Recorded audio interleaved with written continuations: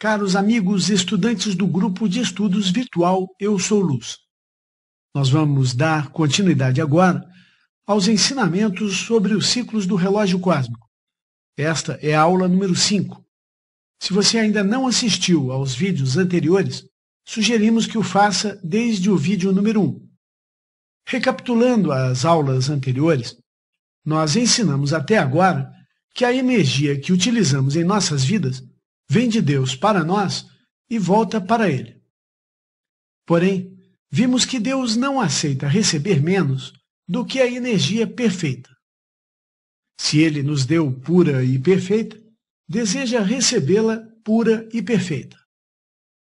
Ele nos deu uma missão e quer ver se a cumprimos.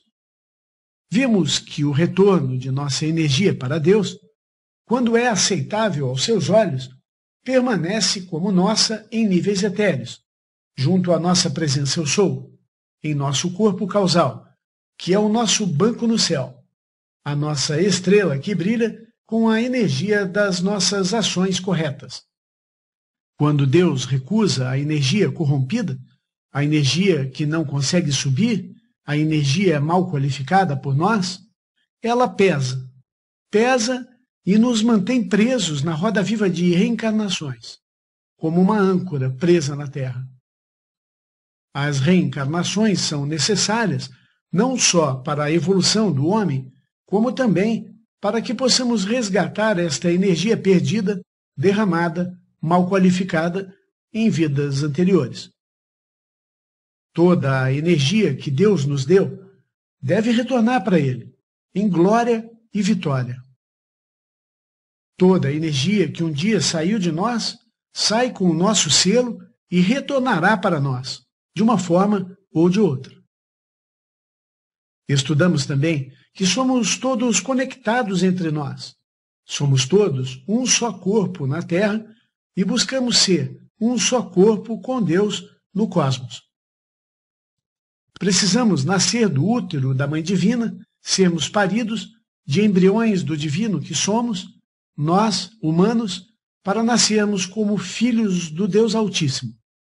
De reclusos na Terra, em corpos humanos, para sermos livres no cosmos, conquistando não só a liberdade, mas também a vida eterna. Para que tenhamos este nascimento realizado, que chamamos de vitória da ascensão, precisamos atuar na Terra, assim como Deus no céu. Precisamos aprender a utilizar a energia cósmica cedida por Deus para que a vida possa manifestar o seu plano, assim como Deus a planejou. Precisamos ser o coração, a cabeça, os pés e as mãos de Deus atuando na Terra, tornando a vida melhor para todos. E para isso, precisamos aprender a manter a comunhão com os mestres ascensos, que são os filhos de Deus, já livres no cosmos, e aprender a utilizar os raios secretos. Os mestres ascensos, aqueles que já nasceram para o cosmos, que já estão livres da roda viva de reencarnações. Todos podemos demonstrar nossa filiação divina, se entendermos que o Pai, a energia e espírito, pode fluir através de nós e realizar milagres. O milagre nada mais é do que a reorganização da vida, que de alguma forma se corrompeu por ter se distanciado de Deus. E os raios secretos são a forma de permitirmos a Deus atuar através de nós para este fim. Nesta aula número 5, falaremos sobre as chagas de Jesus Cristo. As chagas são as feridas que Jesus sofreu, feridas que sangraram. Veremos que estas chagas estão intimamente relacionadas com a utilização dos raios secretos e, consequentemente, com a distribuição correta da energia que Deus nos cede para viver a cada dia.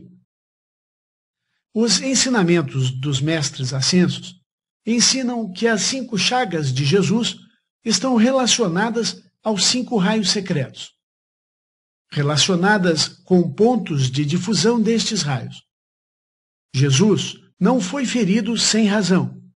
O sangue de Jesus, assim como o de todos nós, traz a luz crística acumulada em nosso templo físico.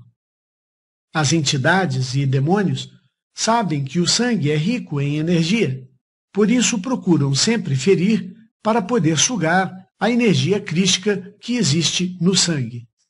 Ocorre que o sangue de Jesus trouxe muito mais do que energia para que as entidades pudessem sugar. Trouxe a energia qualificada pelos 5 raios secretos, energia de julgamento divino, energia que corrige os erros, energia à disposição de Deus para atuar na terra. Derramar o sangue de Jesus na terra foi importante para que o julgamento dos caídos os mantivesse sem força por 2000 anos, trazendo paz para a terra, onde o mundo conseguiu um nível de libertação imenso. Libertação não só da capacidade de movimentação da humanidade, mas principalmente na comunicação. Não fosse Jesus sangrar na cruz, nós não teríamos um mundo organizado e livre como hoje. Se você acha o mundo ruim, acredite, seria muito pior do que presenciamos hoje. E então vem a pergunta: onde estão realmente localizadas as chagas de Jesus? São chamadas as chagas de Jesus as feridas causadas a Jesus na hora da crucificação. Vejam os pontos número 1 e 2 desse slide, as chagas das mãos feridas com pregos. 3 e 4, as chagas dos pés feridos com pregos.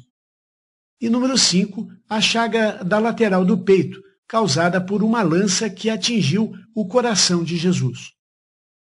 Considerando estas chagas e relacionando-as com os raios secretos, os pés representam a energia do chakra da base. Isso mostra que podemos elevar as energias de nosso chakra da base e ou expandir este poder buscando as energias da própria Mãe Terra. E fazemos isto com o poder dos chakras secretos em nossos pés. São estes chakras nos pés que têm o poder de trazer a energia do nosso planeta Mãe para atuar em harmonia com as energias do nosso Pai. Depois de elevarmos as energias da Mãe ao coração, utilizamos os chakras das mãos para direcionar com mudras as energias para atuarem em prol da vida no planeta Terra, assim como fez Moisés para ajudar seu povo a vencer a batalha contra os amalequitas, como foi explicado na aula número 4. Somos nós, as crianças de Deus, que precisamos elevar a energia da Mãe Terra para o coração, onde encontrará então as energias de Deus Pai. Muito legal. Mas e as outras chagas, por que não são consideradas? Se a palavra chaga significa ferida aberta, Jesus não teve outras feridas abertas, além destas mencionadas como chagas de Jesus? Porque se você procurar saber onde são as chagas de Jesus, estas são as chagas consideradas. A resposta para esta pergunta é que a crucificação de Jesus não se iniciou no momento em que ele foi pregado na cruz, mas sim no Monte das Oliveiras, quando ele foi preso e levado para ser condenado. Vamos então estudar essa história. Tendo Judas tomado a companhia de soldados e guardas, fornecidos pelos pontífices e fariseus, foi lá com lanternas, archotes e armas. Mas Jesus, que sabia tudo o que lhe ia acontecer, adiantou-se e disse-lhes: A quem buscais? Responderam-lhe: A Jesus Nazareno. Disse-lhes Jesus: Eu sou ele. Estas palavras liberaram tal energia e de poder que os soldados caíram ao solo. Então o tribuno e os guardas dos judeus prenderam Jesus e amarraram-no. Primeiramente, levaram-no à casa de Anás. O pontífice interrogou-o sobre os seus discípulos e sua doutrina. Jesus respondeu-lhe: Eu falei publicamente ao mundo, por que me interrogas? Interroga aqueles que ouviram o que eu lhes disse. Eles sabem o que eu ensinei. Anás, então, enviou-o ao pontífice Caifás. E da casa de Caifás, Jesus foi levado ao pretório. Pilatos saiu fora para lhes falar e disse: Que acusação apresentais contra este homem? Responderam: Se este não fosse um malfeitor, não o entregaríamos nas tuas mãos. Então Pilatos entrou no pretório, chamou Jesus e disse-lhe: Tu és o rei dos judeus? Respondeu Jesus: Tu dizes isto de ti mesmo, ou foram outros que te disseram de mim? O meu reino não é deste mundo. Se o meu reino fosse deste mundo, certamente os meus ministros se haviam de se esforçar para que eu não fosse entregue aos judeus. Mas o meu reino não é daqui.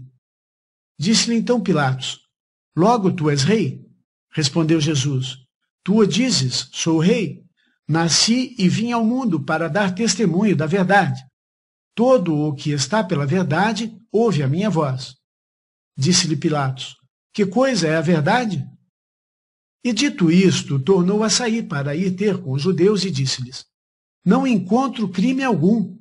Ora, é de costume que eu, pela Páscoa, vos solte um prisioneiro. Quereis, pois, que eu vos solte o rei dos judeus?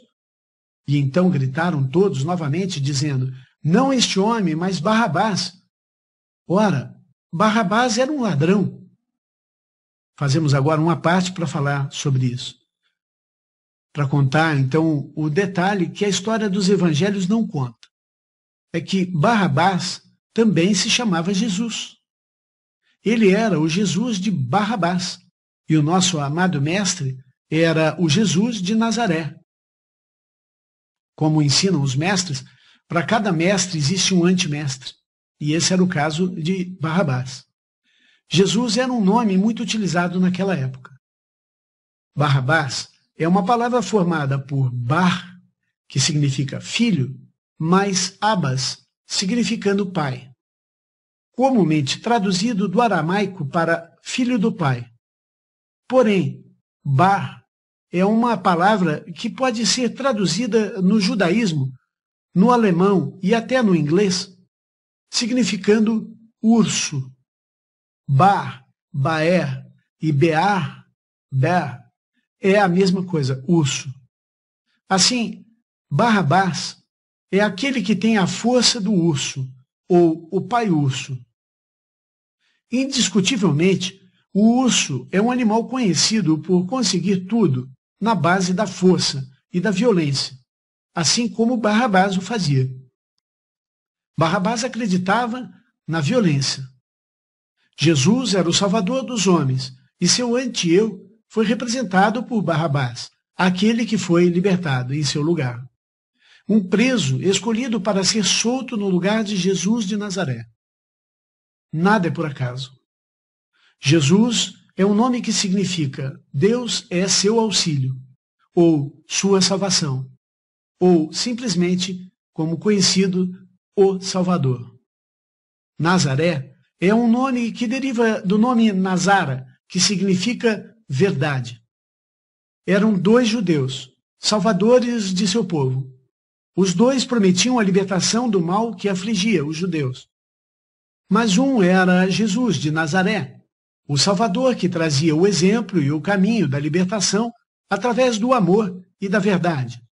E o outro era Jesus de Barrabás, o Salvador que trazia a promessa da libertação com o exemplo e o caminho da guerra, pela luta armada, sangrenta e violenta. Jesus de Barrabás não era somente um ladrão. Como dizia Pilatos, Jesus de Barrabás era um preso político que havia sido detido por ter matado um soldado romano durante uma de suas lutas. Jesus de Barrabás nasceu na cidade de Jopa, ao sul da Judéia. Tinha a profissão de remador de botes e era integrante de um partido judeu que lutava contra a dominação romana, denominado Zelote. Seu grupo agia através de ataques às legiões como meio de fustigar as forças invasoras dominantes. Ele foi preso após um ataque a um grupo de soldados romanos na cidade de Cafarnaum, onde um soldado foi morto. Em Marcos 15, 7, nós podemos ler, abre aspas, e havia um chamado Barrabás, que preso com os outros amotinadores, tinha no motim cometido uma morte. Fecha aspas. Mas então, continuando a história, Pilatos então tomou Jesus de Nazaré e mandou que os soldados o açoitassem. E os soldados, despindo-o, o espancaram e o chicotearam. E teceram uma coroa de espinhos para coroar sua cabeça. Depois de coroarem Jesus com espinhos, o cobriram com uma capa escarlate. E em sua mão direita colocaram uma cana. E ajoelhando-se diante dele, zombavam e o esbofeteavam, dizendo, Salve o rei dos judeus! Os soldados então, cuspindo nele, tiraram-lhe a cana da mão e batiam-lhe com ela na cabeça sobre os espinhos, que penetravam ainda mais. Só quem já se feriu com espinhos de uma roseira ou de um limoeiro sabem como isso dói. E reparem que estes são enormes espinhos. Muitas são as teorias sobre a origem dos espinhos utilizados na coroa, uma grande controvérsia entre os estudiosos. Para alguns botânicos, os espinhos usados para trançar a coroa de Jesus eram de uma planta conhecida como espinheiro de Cristo, do sírio Ramus spinacristi. Para outros, são espinhos da acácia ou até da gundélia, mojave ou espinheiro da Virgínia. Há ainda um grande consenso de que a coroa não era aquele tradicional anel que passa pela testa, mas em forma de um capacete. Estas imagens dão uma boa ideia do sofrimento que o amado mestre teve de suportar. Pilatos, então, saiu outra vez para fora e disse-lhes, Eis que vou-lo trago fora, para que conheçais que não encontro nele crime algum. E eis Jesus trazendo a coroa de espinhos e o manto de púrpura. E Pilatos disse-lhes, Eis aqui o homem. Então os ministros e os príncipes dos sacerdotes, tendo-o visto, gritaram, dizendo, Crucificai-o, crucificai-o. Disse-lhes Pilatos, Tomai-o vós e crucificai-o, porque eu não encontro nele crime algum. Vejam que Pilatos queria tirar o corpo fora dessa fria que colocaram ele. A alma já sabe, né? Responderam-lhe os judeus, Nós temos uma lei e, segundo a lei, deve morrer, porque se fez filho de Deus. Pilatos procurava soltá-lo, porém os judeus gritavam, dizendo, Se soltas estes, não és amigo de César, porque todo aquele que se fez rei é contra César. Eles gritavam, Tira-o, tira-o, crucifica-o, crucifica-o. E disse-lhes Pilatos, Por que eu hei de crucificar o vosso rei? Responderam os pontífices, Não temos outro rei senão César. Então Pilatos mandou soltar Jesus de Barrabás, e tendo mandado açoitar a Jesus de Nazaré, entregou-o para ser crucificado. Eles tomaram Jesus e conduziram-no para fora, e carregando sua cruz, saiu para um lugar que se chamava Calvário, em hebraico Gólgota, onde o crucificaram, e com ele outros dois, um de cada lado e Jesus no meio. Neste momento vale outra parada para um comentário. A cruz, completa, pesava mais de 150 quilos. Era humanamente impossível carregá-la. Os homens crucificados naquela época carregavam apenas a parte horizontal, que já era extremamente pesada. Esta parte horizontal não era pregada na parte vertical, mas sim colocada sobre ela, como se fosse um grande T. Mas como Pilatos mandou escrever uma placa e colocou sobre o T, seu formato passou a ser o de uma cruz. Nesta placa, como todos sabem, estava escrito Jesus de Nazaré, o Rei dos Judeus. Vamos então agora falar diretamente sobre as chagas. Como já dissemos aqui, religiosos de várias congregações afirmaram que as 5 chagas santas ou 5 chagas sagradas de Cristo foram as 5 feridas infligidas sobre Jesus durante o momento da crucificação. Eles afirmam que 2 ocorreram através de suas mãos ou de seus pulsos, onde pregos foram inseridos para fixar Jesus à cruz. 2 através dos pés, também por pregos. E a ferida final, ao lado do peito de Jesus, onde seu coração foi perfurado por uma lança, a fim de ter certeza de que ele estava morto. Essas feridas não foram mencionadas explicitamente em nenhum dos evangelhos canônicos até a ressurreição, quando Tomé pediu para tocar as chagas, para acreditar que Jesus havia ressuscitado. João Evangelista afirmou que nenhum de seus ossos foram quebrados. Porém, algo está errado. No curso de sua paixão, antes da crucificação final, Jesus sofreu outros ferimentos diretos, em outras partes do corpo que não podem ser esquecidos. Afinal, chagas são feridas e ele teve outras. Além das mãos, pés e coração, Jesus sofreu feridas onde a terrível coroa de espinhos lhe perfurou a cabeça e sofreu a flagelação com o espancamento que atingiu principalmente as suas costas e também ao seu rosto. Segundo o estudo do Santo Sudário, Jesus teria levado uma série de chicotadas, cerca de 120, com uma arma romana chamada flagrum, que corresponde a um chicote triplo com pedrinhas de chumbo e, ao ser usado no corpo de um ser humano, deixa profundos cortes. Além disso, mostra uma grande equimose no nível da omoplata esquerda e uma ferida no ombro direito, provavelmente pelo fato de carregar o patibulum, que é o tronco horizontal da cruz, sobre os seus ombros.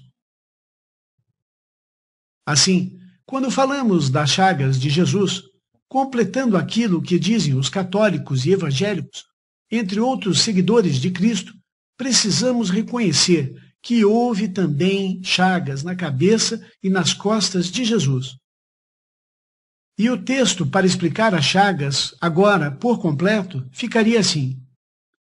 Quando Jesus recebeu a coroa de espinhos, feridas profundas jorraram sangue de sua cabeça. Depois foi espancado pelos soldados, produzindo feridas pelo corpo todo, principalmente pelas costas, peito e rosto. Depois, suas mãos e pés foram feridos com pregos e, por último, uma lança penetrou a lateral direita de seu corpo, atingindo diretamente o seu coração. Esta é a forma certa de se descrever as chagas que Jesus Cristo sofreu ao ser crucificado. Agora, vamos relacionar os 5 raios secretos com as chagas de Jesus. Os raios secretos são a forma de manifestar a vontade de Deus através do nosso corpo. Vamos lá. Número 1. Escoriações pelo corpo todo. A energia da mãe. Utilizamos o corpo nos raios secretos e entregando-nos por completo tanto os nossos 4 corpos inferiores como a nossa própria vida para Deus. Servimos a Deus com o nosso templo para recebê-lo, permitindo que Deus atue na terra através de nós, trazendo para o mundo uma vida melhor e mais pura. Para isto, precisamos manter a casa limpa, manter o foco no primeiro mandamento, amar a Deus acima de tudo. Precisamos querer servi-lo, disponibilizar o nosso corpo para servir a Deus. Nada temer, enfrentar tudo o que vier pela frente. Assim como Davi enfrentou Golias, ele sabia que Deus atuaria através dele. Ele não teve medo. Não importa a força contrária a você, diga, Deus venha, flua através de mim, resolva esse problema. Isso é a entrega da energia da mãe para o pai. A mãe é a matéria, nosso corpo é a matéria. Precisamos entregar o nosso corpo físico para Deus. É isso que representam as escoriações pelo corpo todo que Jesus teve. Número 2. A coroa de espinhos na cabeça, a energia do Pai. Utilizamos a cabeça nos raios secretos, falando e focando a perfeição para manifestar a vontade de Deus. Invocando o Espírito de Deus para descer em nosso coração, escutando o comando de Deus em nossas mentes, tomando a decisão de obedecer a Deus. Assim como Jesus tomou, mesmo sabendo que iria morrer na cruz, aceitou obedecer. Ele poderia ter fugido disso se quisesse. Tinha o livre-arbítrio para tal. Poderia ter mandado legiões de anjos lhe protegerem, como ele mesmo afirmou a Pedro, quando vieram lhe prender, mas preferiu servir ao Pai. Então, a coroa de espinhos na cabeça e também os ferimentos no rosto demonstram as energias dos chakras alfa que nós temos, do chakra da garganta, chakra da terceira visão e chakra da coroa, a energia do Pai. Número 3. Os pregos nos pés, a energia da alma. A alma trabalha com a mãe. Ela busca estar onde é preciso para sermos um por todos e todos por um. São os pés que nos levam para lá e para cá, para buscar diversão ou para servir a vida. Para isto, precisamos manter o foco no segundo mandamento: amar e servir ao próximo como a nós mesmos. Servir a necessidade da vida. É a alma quem decide se abre os chakras dos pés para que a energia da mãe terrenal suba ao coração.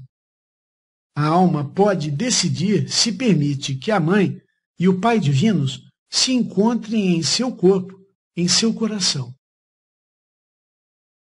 Não é só a energia do chakra da base nosso que deve subir ao coração, mas precisamos nos unir à Mãe Divina e trazer a energia da própria Mãe lá da Terra para ampliar a força do nosso chakra da base. Só conseguimos isso com respeito total à energia da Mãe, que nós vimos nas aulas passadas. Número 4. A lança no coração, a energia do Filho. O sagrado ponto de união entre as energias alfa e ômega, do céu e da terra, de Deus Pai e de Deus Mãe, o coração. Neste momento, ao nos entregarmos totalmente a Deus, confiamos que através de nossos corações podemos vencer todas as barreiras. E então as energias de Deus que descem e as energias da Mãe que sobem giram tão fortemente ao se encontrarem que criam um magneto fortíssimo para as energias do grande Sol central. Esta união traz para o coração o encontro da energia de alfa e ômega, que ao se encontrarem produzem a energia eterna, capaz de gerar vida eterna e fazer milagres sem fim e sem limitações. Este é o poder de fazer o ser humano se tornar um ser divino e poderoso. Exemplo que Jesus nos deu tão bem. Formamos um sol em nosso coração, uma fonte própria de energia que tudo pode fazer. É no coração que atingimos a fé após colocá-lo em uso. Aprendemos a respeitar seu poder, que se manifestará em nosso mundo real e material. E assim poderemos afirmar, como Jesus fez: não sou eu quem faço os milagres, mas o Pai que habita em mim, através do meu coração. Número 5. Os pregos nas mãos, a energia do Espírito Santo. Podemos utilizar os chakras das mãos para direcionar com os mudras as energias para atuarem na terra, assim como fez Moisés, confiando no poder de movimentação da energia do coração para manifestar o bem, o bom, o belo, a ordem e o progresso através das nossas mãos. Os braços e as mãos são como uma mangueira por onde flui a energia do coração. Então podemos repetir com Jesus: já não sou eu quem vive, mas é Deus quem vive em mim. Podemos dizer em voz alta e forte: Senhor, utilize-me, coração, cabeça, pés e mãos, todo o meu corpo à sua disposição, para a realização da tua vontade, assim na terra como no céu. Na Pérola de Sabedoria, volume 39, número 23, No ditado do mestre ascenso Saint-Germain, dado à mensageira Elizabeth Klaproth, ele disse, abre aspas, é o fazer que conta, sacrifício, renúncia, abnegação e serviço. Abençoados, nesta hora de mudança de era, há uma luz que brilha intensamente. Onde está esta luz, amados?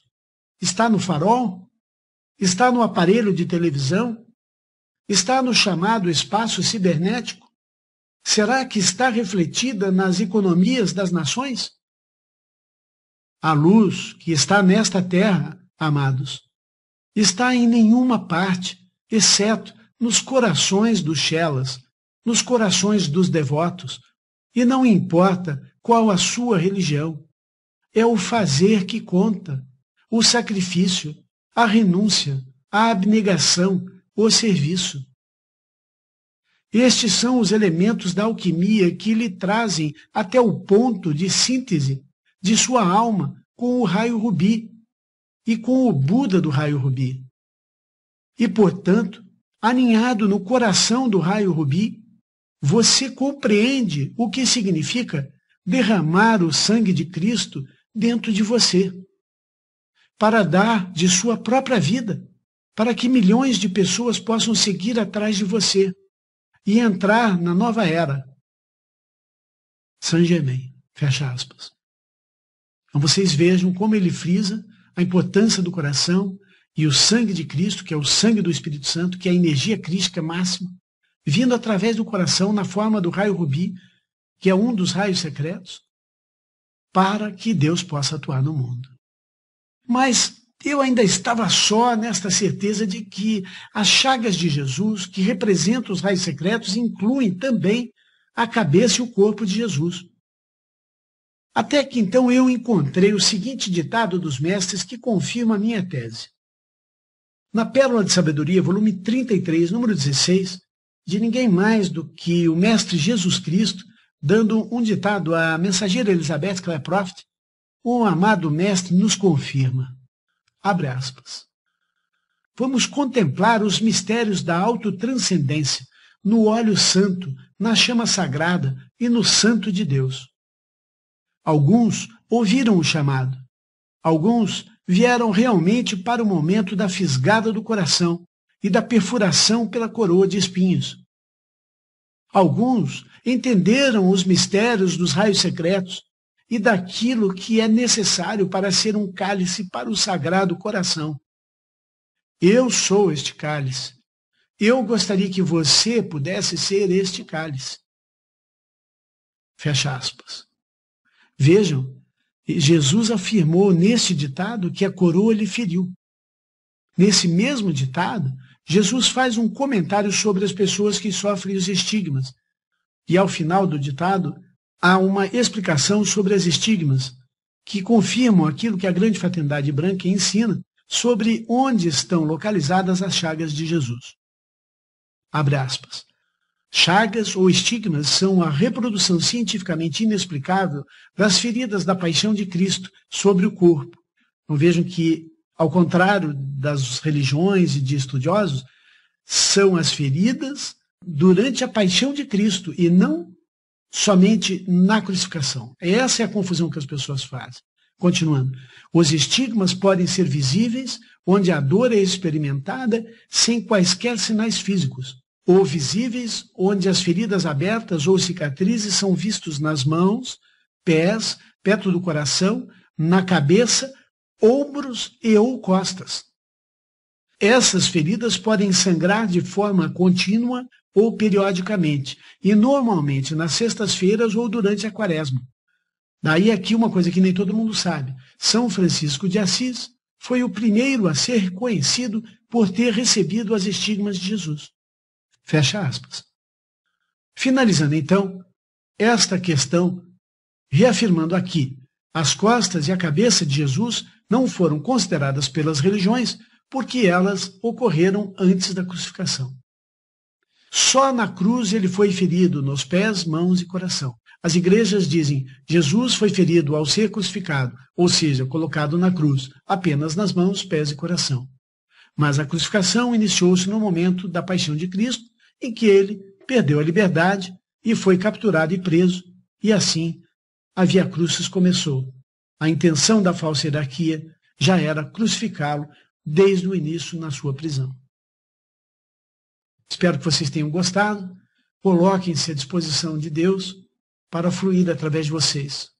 Não se preocupem em buscar a energia da Mãe no centro da Terra através dos chakras dos pés.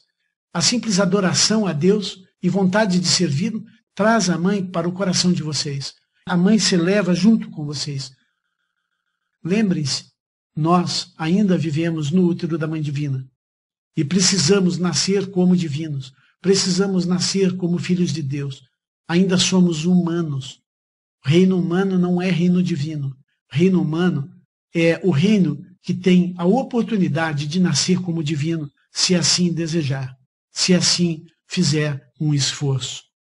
Esforce-se, participe com a grande fraternidade branca, participe com as 8 grandes religiões do mundo, participe servindo a luz, não só para curar os doentes, mas para tentar amenizar o sofrimento desse mundo, para tentar amenizar o sofrimento dos elementais, para segurar as forças contrárias à vida, sejam elas onde estiverem, orando contra o crime, orando para a organização na política, de uma forma que Deus possa colocar filhos da luz para atuar na liderança política dos países, entre tantas outras coisas que nós sabemos são importantes.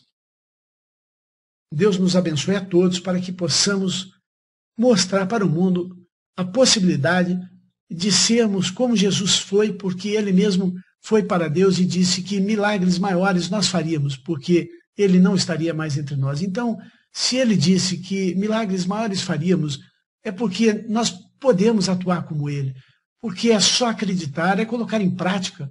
Quanto mais deixarmos fluir a energia através de nossas mãos, mais nós vamos conseguir abrir esses canais que talvez estejam entupidos no início, mas se não tentarmos, se não colocarmos as mãos para abençoar, para deixar essa luz fluir, então nós não aprenderemos a utilizá-la. Então não seremos capazes de fazer fluir esse raio secreto tão importante. Nós vamos falar ainda mais sobre isso numa próxima aula, sobre o que são realmente os mudras.